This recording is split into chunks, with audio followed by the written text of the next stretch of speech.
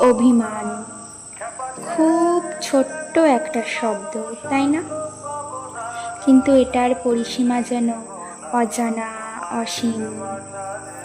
তোমার আমার মাঝে আমার শেষ অভিমানটা হোক তোমাকে সম্পূর্ণভাবে স্ব-ইচ্ছায় তোমাকে ভুলতে চাওয়ার ইচ্ছা নেই। কারণ এর আগের কোনো অভিমানের কুলকিনারাই তুমি হয়তো দেখতে পাওনি, বা হয়তো পেয়েছিলে কিন্তু বুঝতে পারোনি। তবে হ্যাঁ, তোমায় কখনো ঘৃণা করব না, কখনো না। কারণ ঘৃণা করতে গেলেও যে একটা সম্পর্ক লাগে, ঘৃণা করলেও যে তোমায় বারবার মনে পড়বে।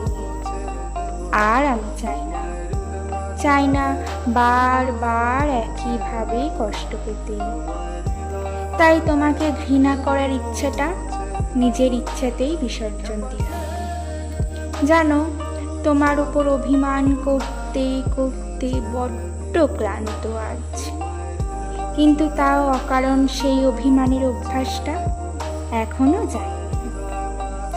বুঝলে, চেষ্টা করব, খুব করে চেষ্টা করব নিজের অভ্যাস পরিবর্তনের।